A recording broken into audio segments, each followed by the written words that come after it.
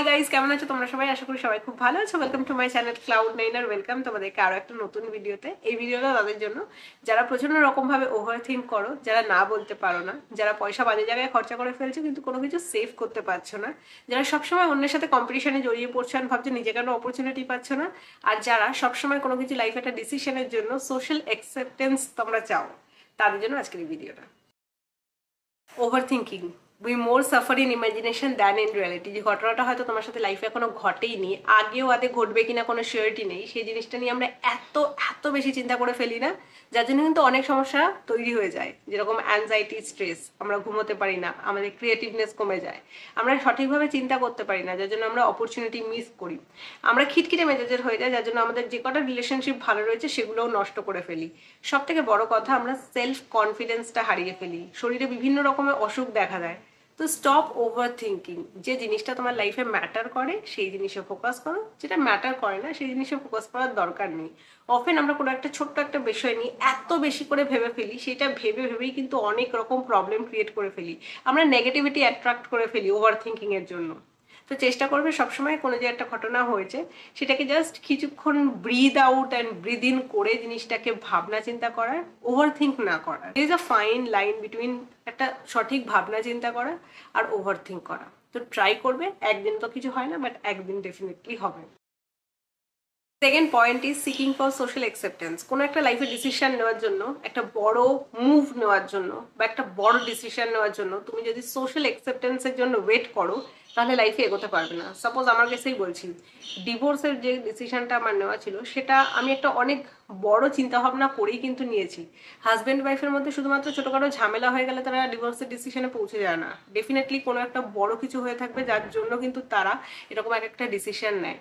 এবার আমরা যদি ভাবি যে লোক ক্যা কহেঙ্গে, এই ভেবে যে সোশ্যালি তো আমাকে মানুষ অনেক কিছুই বলবে যেহেতু তারা সমস্ত ঘটনা জানে না, এটা ভেবে যদি আমি পিছিয়ে আসতাম বাকি লাইফটাও কিন্তু আমি সাফার করতাম। একটা ছোট ইনসিডেন্ট আমি তোমাদের সঙ্গে শেয়ার করবো। আমার যেদিন ডিভোর্সের ফাইনাল হিয়ারিং ছিল, আমি কোর্টে গিয়ে দেখি ওখানে আরো রকম অনেক কাপল ছিল যাদের ডিভোর্স কেস চলছিল।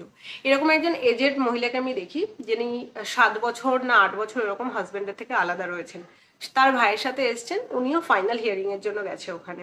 কিন্তু সেই দিন কি হয়েছে, ওনার ভাই গল্প করছে পাশের একজনের সাথে যে আমার বাবা এটা মেনে নিতে পারছে কি মেয়ে আমার কাছে রয়েছে, মেয়ে হাজবেন্ডের থেকে সেপারেট হয়ে আলাদা রয়েছে, কিন্তু এটা কখনো মেনে নিতে পারবে না কি মেয়ের গায়ে একটা ডিভোর্সের ট্যাগ লেগে গেছে, তাহলে সমাজে লোকে কি বলবে।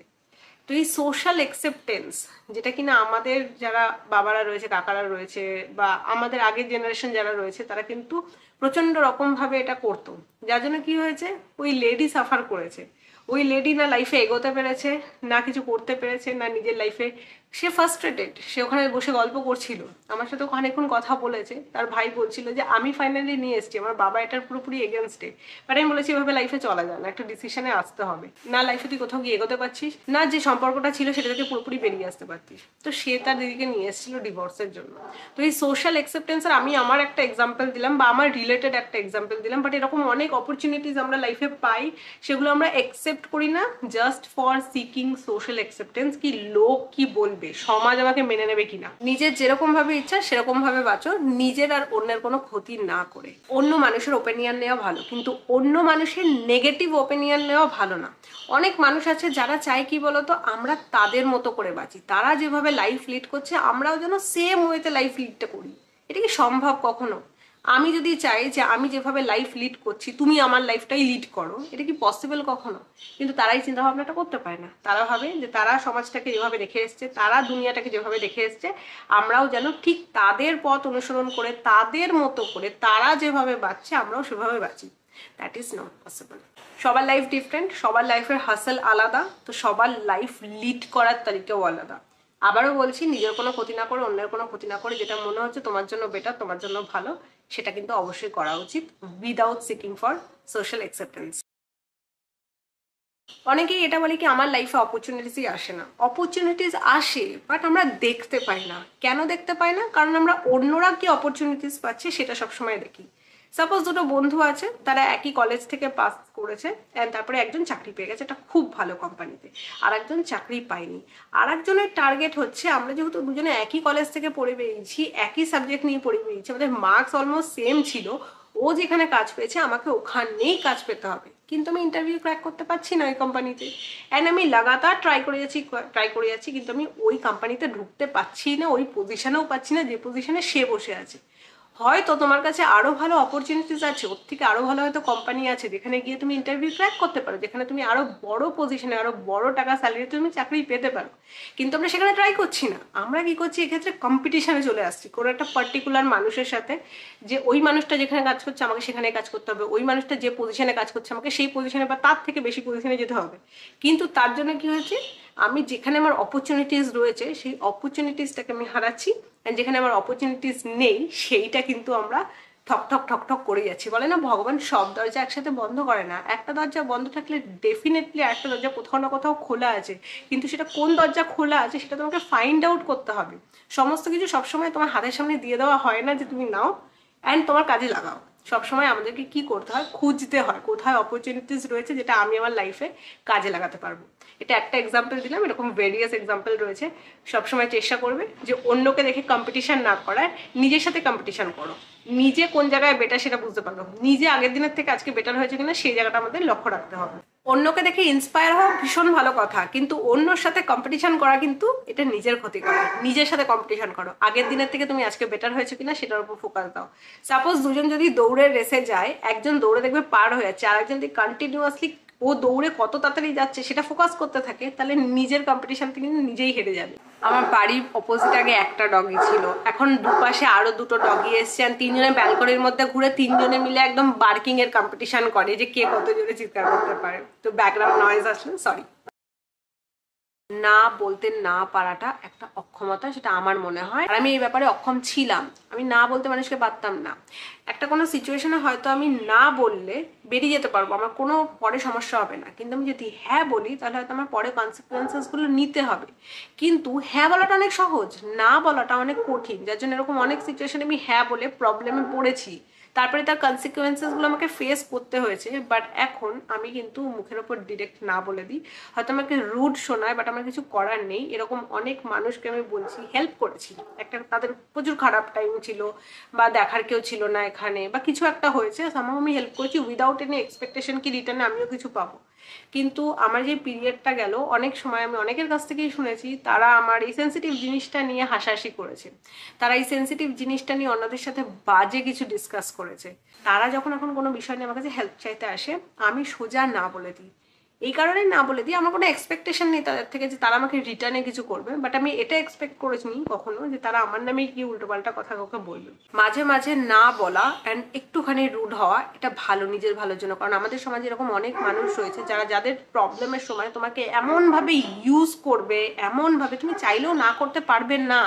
তুমি হেল্প করবে গিয়ে, তুমি তাদেরকে মেন্টাল সাপোর্ট দেবে, তুমি তাদেরকে ফাইন্যান্সিয়াল সাপোর্ট দেবে, কিন্তু তুমি যখন আলটিমেটলি প্রবলেমে পড়বে দেখবে তোমাকে হেল্প করতে তারা আসবে না। এটা আমি বলছি না সবসময় এক্সপেকটেশন রেখে হেল্প করো, কিন্তু যখন সিচুয়েশনে পড়বে তোমাকে মোরাল সাপোর্ট, মেন্টাল সাপোর্ট দেওয়ার জন্য তাদেরকে তুমি খুঁজে পাবে না। উল্টে তোমারই ব্যাপার নিয়ে, তোমারই ইস্যু নিয়ে আদার্স সবাইকে বলে বেড়াবে, তাদের সাথে গসিপ করবে।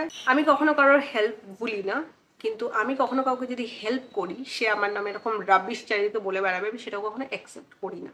আগে করতাম, এখন করি না। তো আমি এই সমস্ত মানুষ যারা এখন আমাকে কাছে হেল্প চাইতে আসে আমি না বলে দিই, শুধুমাত্র হেল্পের বলে না। ধরো সাপোজ কোনো তোমার বন্ধুরা ট্যুর প্ল্যান করেছে, তোমার কাছে পয়সা নেই সেরকম যাওয়ার জন্য, বা হয়তো গেলে তোমার নেক্সট মান্থটা খুব টান টান ভাবে চলবে, তো সেরকম ক্ষেত্রে আমার মনে হয় না বলাই ভালো। গেলে না, পরে কোনো ট্যুরে গেলে বা পরে তুমি তোমার কোনো প্ল্যান বানালে। বাট আমরা অনেক সময় কি করি, পিপল প্লিজার হয়ে যাই, আমরা সমস্ত কিছুতে হ্যাঁ হ্যাঁ করতে থাকি যাতে সব জায়গায় ফিট হয়ে যায়। অনেক সময় অনেক ক্ষেত্রে না বলাটা হয়তো অনেক কঠিন, কিন্তু না বললে হয়তো তোমার বাকি জিনিসগুলো সহজ হয়ে যায়। তো একটু না বলতে শেখো। আমি বলছি না এরকম কি হেল্প একেবারেই করো না, বুঝে করো, এরকম নাকি তোমার অ্যাডভান্টেজ নিয়ে চলে যাচ্ছে। लास्ट पैसा सेव नहीं होता है, खर्चा हो जाता है बहुत ज़्यादा, क्या करना चाहिए। দেখো আমি যবে থেকে চাকরি শুরু করেছি আমার বাড়িতে আমার দিদা আমাকে ফাইন্যান্সিয়ালি খুব গাইড করেছে। বলে দিয়েছিল যে আমার মামার বাড়ির অবস্থা সেরকম তখন ভালো ছিল না, তো বলেছিল তুমি চাকরি করো, আমাদের ফ্যামিলিতে কোনো রকম কোনো হেল্প সেরকম করতে হবে না তোমাকে, তুমি নিজেরটা নিজে জমাও, তোমার বিয়ে থাওয়া আছে সামনে, গয়নাগাটি যা করবে সেভ করবে, তুমি নিজে পয়সা জমাও। তো আমি যা ইনকাম করতাম সেটার একটা ভাগ আমি পুরোপুরি গয়নার দোকানে দিয়ে আসতাম মান্থলি স্কিমে, কি ওখান থেকে যা উঠবে 1 বছরে আমি সেটা দিয়ে একটা গয়না বানিয়ে নিতে পারবো। বাকি যে টাকাটা সেটা আমি বাজে খরচা করতাম, বাট এখন এই 30s এসে বুঝতে পেরেছি সেই বাজে খরচাটাও আমার করা উচিত ছিল না।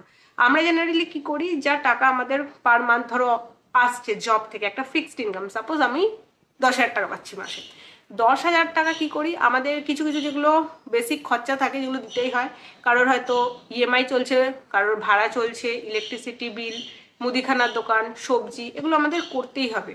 এগুলো বাদ দিয়ে যে টাকাটা আমাদের কাছে সেভিংস হিসেবে থেকে যাচ্ছে সেইখান থেকে আমরা বাজে খরচা করি। যেমন যেটা দরকার নেই সেটা কিনে নিই, যেখানে যাওয়ার নেই সেখানে চলে যাই, যেটা খাওয়ার নেই সেটা খেয়ে নিই, প্রচুর বাজে খরচা করি। মাসের শেষে যদি আমার কাছে 100 টাকা বাঁচে সেটা হচ্ছে আমরা সেভিংস। বাট অ্যাকচুয়ালি যেন কি করা উচিত, বেসিক যে খরচাগুলো আছে যেরকম রেন্ট, তোমার মুদিখানার দোকান, বাড়িতে যদি কেউ কাজ করে তার স্যালারি বাদ দিয়ে, এই সমস্ত যেগুলো বেসিক খরচা প্রত্যেক মাসে তোমার হবে, সেগুলোকে বাদ দিয়ে যে টাকাটা থাকছে সেখান থেকে কিছু টাকা নিয়ে আমার সেভ করা উচিত। তারপরে যদি কিছু টাকা বাঁচে সেইটা তোমার ফান্ডসের জন্য রাখো, সেটা তোমার ইচ্ছের জন্য রাখো, শপিং করলে, কোথাও গেলে, ঘুরলে। বাট আমরা কি করি, মাসের শেষে যেটুকুনি বাঁচে ওইটুকুনি সেভ করি। এটার থেকে বেটার কি প্রথমেই টাকাটাকে অন্য জায়গায় সরিয়ে দাও, অন্য জায়গায় সেভ করে নাও, তারপর যেটুকু টাকা থাকলো সেইটুকুর মধ্যে তুমি তোমার মজা, কেনাকাটা যেটা করলে করতে পারো। এটা করলে অনেক ক্ষেত্রে এরকম দেখা যায় যে আমাদের বাজে খরচা কিন্তু অনেক কমে যায়, আমরা আরো বেশি করে সেভ করতে পারি। যারা এখন 20s-এ আছো বা আমার উপরেও যারা রয়েছে, যাদের পয়সা করি সেভ টেভ হচ্ছে না, কিছু করতে পারছো না, মান্থলি স্যালারি যা আসছে সেখান থেকে কিছু তুমি গোল্ডের জন্য জমাও, কিছু তোমার অ্যাসেট থাকবে। ডায়মন্ড কিনতে যাও না, কারণ এটা কোনো ভ্যালু নেই, এটা রিসেল ভ্যালু তুমি কিছু পাবে না, বাট গোল্ডের রিসেল ভ্যালু রয়েছে। আর কিছু টাকা মিউচুয়াল ফান্ড, এসআইপি এগুলোতে ইনভেস্ট করো, সেভিংস রাখো কিছু, কারণ এমার্জেন্সি সিচুয়েশন যখন তখন আসতে পারে, সেটার জন্য ক্যাশ থাকা তোমার কাছে খুবই দরকার। যাদের বাড়িতে বয়স্ক বাবা মা রয়েছে বা দাদু ঠাম্মা রয়েছে, যাদের পরিবারের টেক কেয়ার করতে হয়, হেলথ ইন্স্যুরেন্স সবসময় নিয়ে রাখো, কারণ কার কখন কি হবে বলতে পারবে না, তখন তুমি অত টাকা ক্যাশ বের করতে পারবে কিনা তুমি নিজেও জানো না। হেলথ ইন্স্যুরেন্স একটা করে করিয়ে রাখো, আর কিছু এমার্জেন্সি ফান্ড রাখো যেটা তোমার লাগবে। একটা অ্যাকাউন্ট এরকম রাখো যেখান থেকে তুমি খরচা করো না, যেটার এটিএম কার্ডে তুমি ইউজ করো না, যেটাতে তুমি ইউপিআই রেখো না, বা রাখলেও ইউজ করো না, এরকম একটা অ্যাকাউন্ট রাখো যেখানে কি হবে তুমি কিছু এমার্জেন্সি ফান্ড রেখে দেবে। কখনো যদি তোমার রাত বিরাতে দরকার পড়ে, এমার্জেন্সি সিচুয়েশনে, যে সময় তুমি অন্য কোথা থেকে টাকা অ্যারেঞ্জ করতে পারছো না, তখন এই এমার্জেন্সি ফান্ডটা তোমার কাজে লাগবে। মিউচুয়াল ফান্ড, এসআইপি করো, ওগুলো চট করে তোলা যায় না, প্রতি মাসে ব্যাংকের অ্যাকাউন্ট থেকে কেটে যাবে টাকা, তুমি বুঝতেও পারবে না যে তুমি 1 বছরে কত টাকা সেভ করে নেবে। এই সমস্ত কিন্তু আমি আগে করতাম না, আমি আগে শুধুমাত্র গোল্ডেই ইনভেস্ট করতাম। বাট লাস্ট 1-1.5 বছর 2 বছর ধরে আমি মিউচুয়াল ফান্ড, এসআইপি করছি। আমাকে অ্যাকচুয়ালি কেউ গাইড করার মতো সেরকম ছিল না, পরে আমি সবার থেকে শুনে ঠুনে ভিডিও দেখে রিসার্চ করে আমি কিন্তু সেভ করা স্টার্ট করেছি। তাতে দেখেছি 2 বছরে কিন্তু বেশ ভালো টাকা আমার জমে গেছে। এরকম বলছি না যে লাইফে সমস্ত মজা ছেড়ে দাও, শপিং ছেড়ে দাও, আনন্দ ফুর্তি সব ছেড়ে দিয়ে শুধু টাকা সেভ করো, বাট একটা পয়সা যেটা তোমার আসছে সেটাকে তুমি স্ট্র্যাটেজিক্যালি ইউজ করো, যে কোথায় কোথায় গেলে তোমার সমস্ত দিকটা ভালোভাবে চলবে, তোমার সেভিংসও হবে, তোমার এমার্জেন্সি ফান্ডও থাকবে, প্লাস তোমার লাইফে মজা শপিং করার জন্যও টাকা থাকবে।